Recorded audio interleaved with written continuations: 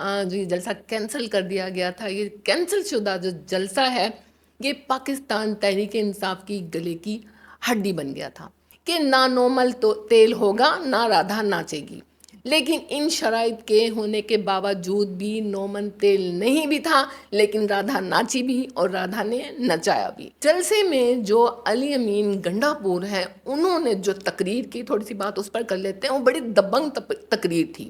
FIR پڑھ کر سنائی، جب مقدمات پڑھ کر سنائے تو جسٹس عمر فاروق کی ہنسی نکل گئی اور تمام جو کمرہ عدالت تھا وہ بھی کہکوں سے گونج اٹھا۔ انہوں نے کہا کہ شیر افضل مروت کے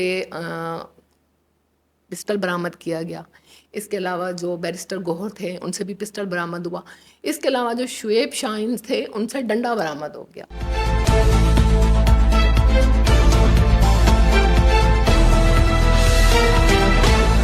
ناظرین، بات کرتے ہیں PTI پاکستان تحریک انصاف کی جو رہنماؤں کی گرفتاریاں عمل میں لائی جا رہی ہیں، جو FIR درج ہو رہی ہیں۔ اس سے پہلے بات کرتے ہیں جلسے کے حوالے سے، کیونکہ جلسے کے بعد یہ گرفتاریاں اور مقدمات دیکھنے میں آ رہے ہیں۔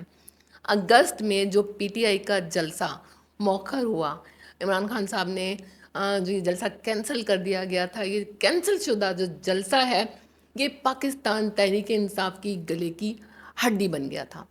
اس کے بعد جو جلسہ ڈکلیئر ہوا کہ 8 ستمبر کو جلسہ ہوگا PTI کا، اور جو PTI کا جلسہ ہوگا اس کا NOC بھی مل گیا تھا، لیکن یہ جو NOC ملا یہ 41 ایسی شرائط پر ملا جو نہ ہونے کے برابر تھیں، جو بالکل بے بنیاد تھی، جس کا مقصد یہ تھا کہ نہ نومل تو تیل ہوگا نہ رادھا ناچے گی، لیکن ان شرائط کے ہونے کے باوجود بھی نومن تیل نہیں بھی تھا، لیکن رادھا ناچی بھی اور رادھا نے نچایا بھی۔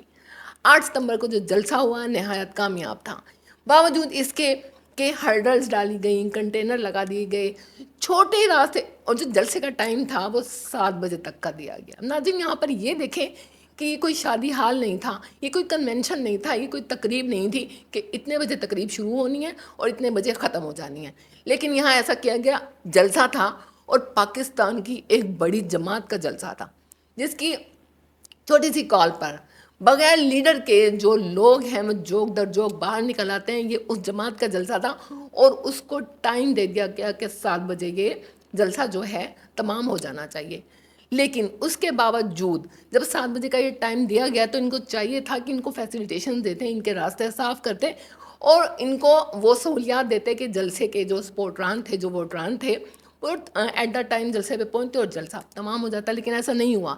انہوں نے سارے جو چھوٹے روٹس تھے وہ بند کر دیے اور جو لمبے روٹس تھے وہ کھول دیے۔ ظاہری بات ہے ان لمبے روٹس پر سے آتے آتے آتے سپورٹران تھے، جو لیڈران تھے، جو ووٹران تھے، ان کو ٹائم لگا اور جلسہ ٹائم پر شروع نہیں ہو سکا۔ ٹھیک 6:30 بجے ٹویٹ بھی آ جاتا ہے کہ آدھا گھنٹہ رہ گیا جلسہ ختم ہونے میں۔ ناظرین، ایسا نہیں ہوتا، جلسے ہوتے ہیں، جلسے جلوس ہوتے ہیں، دیر سے شروع ہوتے ہیں، شادی کی تقریبات بھی ہوتی ہیں تو وہ ٹائم پہ شروع نہیں ہو پاتی اور لیٹ گئے ہوتی رہتی ہیں۔ خیر، جلسہ ہوا، جلسے میں جلسہ کامیاب بھی ہوا۔ اب سب سے بڑی بات ہم یہ کر لیتے ہیں کہ جلسے میں جلسہ کامیاب تو ہوا ہی، لیٹ بھی شروع ہوا اور لیٹ ختم بھی ہوا۔ جلسے میں جو علی امین گنڈا پور ہیں انہوں نے جو تقریر کی، تھوڑی سی بات اس پر کر لیتے ہیں، وہ بڑی دبنگ تقریر تھی۔ انہوں نے بڑا تہلکہ مچایا۔ انہوں نے جو 2-3 میں آپ کو باتیں بتا دوں جو انہوں نے اپنی تقریر کے دوران کی۔ ایک تو مریم نواز پر انہوں نے تنقید کی کہ ہم آ رہے ہیں لاہور میں جلسہ کرنے اور جو کوئی روک سکتا ہے تو روک لے۔ اس کے علاوہ انہوں نے صحافیوں پہ بات کی، لیکن تمام صحافیوں پہ نہیں کی، انہوں نے کہا کچھ صحافی، اور اس کے علاوہ انہوں نے خاتون صحافی کا تذکرہ کیا کہ خاتون صحافی بھی ایسی ہیں۔ تھوڑے سے میں اپنے الفاظ حذف کر دیتی ہوں، آپ نے سب نے سنا ہی ہوگا۔ تو اس چیز کو لے کر کافی تہلکہ مچ گیا، کافی دنگل سجا۔ اس کے بعد جو انہوں نے مطلب جو اگلا جلسہ انہوں نے اعلان کیا کہ 22 ستمبر کو پاکستان تحریک انصاف لاہور میں جلسہ کرے گی، اس کے بعد سے، اس کے اعلان کے بعد سے یہ جو گرفتاریاں ہیں یہ عمل میں لائی گئیں۔ پاکستان تحریک انصاف کے جو رہنما ہیں، MNAs ہیں، پارلیمنٹ سے ہی گرفتار ہو گئے۔ اب ناظرین، اب یہ دیکھیں کہ پارلیمنٹیرین بھی محفوظ نہیں ہیں۔ پارلیمنٹ سے ہی پاکستان تحریک انصاف کے جو رہنما ہیں ان کو گرفتار کر لیا جاتا ہے. ایسا کب ہوا؟ ایسا کیسے ہوا؟ کیا یہ المیہ نہیں کہ پارلیمنٹ سے آپ پارلیمنٹیرین کو ہی مطلب گرفتار کر رہے ہو؟ جب پارلیمنٹیرین ہی محفوظ نہیں ہے تو عام عوام کہاں محفوظ ہے؟ اب یہ دیکھیے باقاعدہ نقاب پوش آئے، لائٹس بند کی گئیں. کس طرح لائٹس کس طرح سے بند ہو گئیں؟ ظاہر بات ہے آپ یا میں اندر سے ملے ہوئے ہوں گے تو مجھے پتا ہوگا نا کہ لائٹس بند کرنی ہے، کہاں سے بند کرنی ہے، دروازے کھولنے ہیں، چابیاں کہاں ہیں، کس کے پاس ہیں، کیسے کھولنے ہیں، کون کہاں پہ ہے. خیر گرفتاریاں عمل میں لائی گئیں، گرفتار ہو گئے.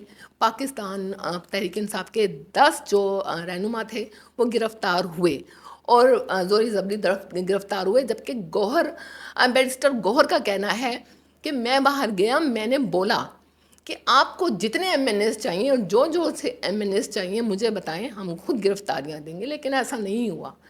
ٹھیک ہے، انہوں نے زور زبردستی ان کو گرفتار کیا، ان کو اٹھایا، ان کو کہاں رکھا نہیں رکھا، کیا ہوا کیا نہیں ہوا. اب جو ان کی گرفتاریاں تھیں، جو ان کی ایف آئی آر تھیں، ان کو جسٹس عمر فاروق نے کالعدم قرار دے دیا. پروسیکیوٹر جنرل اسلام آباد نے جب ایف آئی آر پڑھ کر سنائی، جب مقدمات پڑھ کر سنائے تو جسٹس عمر فاروق کی ہنسی نکل گئی اور تمام جو کمرہ عدالت تھا وہ بھی کہکوں سے گونج اٹھا. انہوں نے کہا کہ شیر افضل مروت کے پسٹل برآمد کیا گیا، اس کے علاوہ جو بیرسٹر گوہر تھے ان سے بھی پسٹل برآمد ہوا، اس کے علاوہ جو شعیب شاہین تھے ان سے ڈنڈا برآمد ہو گیا. تو اس پہ جسٹس عمر فاروق نے کہا کہ اب کچھ اور برآمد کرنا بھی رہ گیا ہے. خیر انہوں نے کہا کہ جس کسی نے بھی یہ ایف آئی آر بنائی ہے، جس کسی نے بھی یہ مقدمہ جو بنایا ہے، مجھے کا خیر جو الزامات لگائے ہیں، اس کو واقعی کریڈٹ دینا پڑے گا. دوران سماعت جسٹس عامر فاروق نے جو ریمارکس دیے وہ یہ تھے کہ جسمانی ریمانڈ کے جو تمام آرڈر ہیں ایک جیسے ہیں. اسٹیٹ کو جواب دینا ہوگا کہ ایسا کیا ہو گیا تھا کہ تمام کے تمام کو 8 روز کا ریمانڈ دینا پڑا. یہ تو بڑا مثالی سا عمل ہے کہ سب کے سب کو 8 روز کا ہی ریمانڈ دینا پڑ گیا. پروسیکیوٹر جنرل اسلام آباد نے جب کہا کہ شیر افضل مروت سے پسٹل برآمد ہوا ہے تو عامر فاروق جو جسٹس عامر فاروق تھے، انہوں نے کہا کہ 4 دن ہو گئے ہیں، جو کرنا تھا کر لیا، 8 دن کا ریمانڈ کیوں دیا، یہ 2 دن کا بھی ہو سکتا تھا.